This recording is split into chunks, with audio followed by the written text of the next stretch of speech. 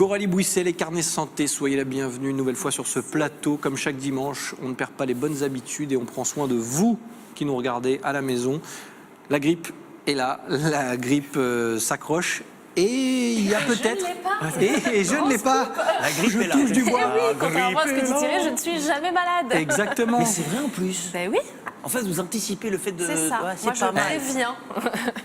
Thierry, Quoi? carnet Ah bah santé. oui, les carnets. Mais Pas bien être malade. sûr. Je suis un peu Attends. en On peut pas être malade. Non, mais dès qu'elle se lève le matin, elle fait hop, attends, carnet santé. Hop, c'est bon. Exactement. Alors avant de parler des carnets santé, on va surtout parler de la grippe déjà. Oui, parce qu'effectivement, on est un petit peu dans la période phare de cette pauvre pathologie qui nous embête, nous, les grands, les petits, les seniors, Ah bah là c'est un maintenant. petit peu tout le monde. La grippe est en tournée. Elle touche chaque année en France plus de 2 500 000 personnes, donc c'est pas rien. Malheureusement, on n'a pas beaucoup de moyens aujourd'hui de l'éviter. Alors la grippe, comment ça marche? Déjà, c'est un virus, donc pour tous ceux qui penseraient qu'il faut prendre des antibiotiques, là je vais sortir le slogan « c'est pas automatique », effectivement. Ça ne sert pas à grand-chose, à part si on part sur une infection. D'ailleurs, on en parlait dans le dernier numéro des carnets santé, notamment avec les seniors qui, eux, sont très enclins à avoir ce type d'infection-là quand ils ont la grippe et donc qui, voilà, vont peut-être prendre des antibiotiques ou des choses comme ça. Mais nous, gens bien portants, jeunes actifs, n'est-ce pas Thierry? Pourquoi vous riez quand vous regardez Thierry après J'aime Jeunes bien Actifs? m'embêter, il me charrie, donc Je le ne sais charrie. pas si c'est le mot actif ou jeune qui l'a fait rire, c'est ça, tu vois, donc, mais je préfère pas savoir. Non, c'est actif parce qu'avec les petits tuyaux, là, on... Ah Eh oui, forcément. j'essaye de me soigner aussi Voilà. par le sport. Tout à fait. Et c'est un très bon moyen. C'est un très bon moyen. Pour prévenir et ne pas guérir. Côté grippe, donc, on a différents virus et c'est pour cette raison que, je le répète encore et toujours, chaque année, il faut se faire vacciner. Mais ce n'est pas parce que vous allez vous faire vacciner que vous allez forcément ne pas avoir la grippe. Y échapper, en fait. ouais, voilà. Effectivement, on a plusieurs types de virus donc, qui mutent toutes les années. Donc, votre enfant peut avoir une grippe, vous ne pouvez ne pas l'avoir et en avoir une autre différente un mois plus tard. Ça permet quand même de protéger son entourage, notamment les enfants et les personnes âgées qui sont les plus fragilisées. Pour éviter toute contagion, toute transmission. On le sait, on se lave les mains régulièrement, on évite d'éternuer sur la personne qui est en face de nous. On essaie effectivement de protéger notre entourage, donc éviter tout contact avec les personnes fragilisées, je le répète encore parce que c'est très important. Tous les virus peuvent se retrouver aussi sur les objets fixes, c'est-à-dire les poignées de porte, les choses comme ça. Donc un bon coup de ménage quand il y a quelqu'un d'infecté autour de nous, c'est plutôt pas mal. Après, concernant les symptômes, alors, il faut savoir qu'ils peuvent être très bénins comme un peu plus graves.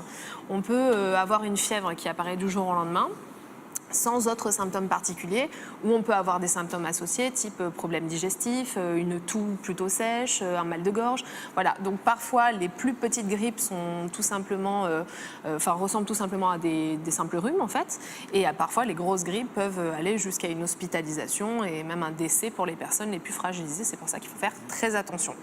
Au niveau de la contagion, on peut être contagieux de 1 à 10 jours, donc autant faire attention.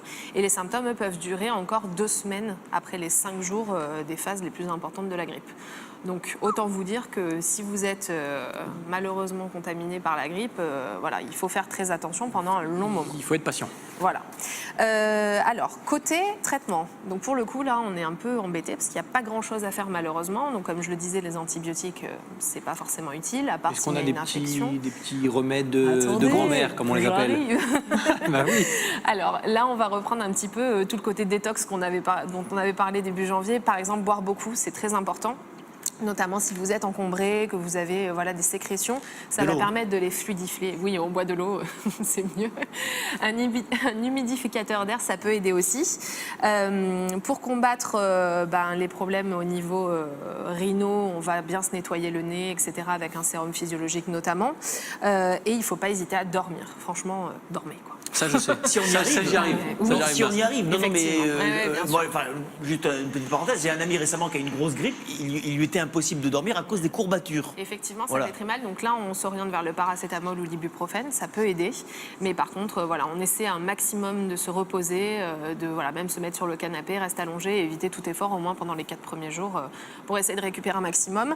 Contrairement aux idées reçues, on n'a pas besoin de prendre de vitamine C, de choses comme ça n'aide pas plus. L'homéopathie, c'est pas prouvé non plus. Donc voilà, il n'y a pas vraiment vraiment de remède.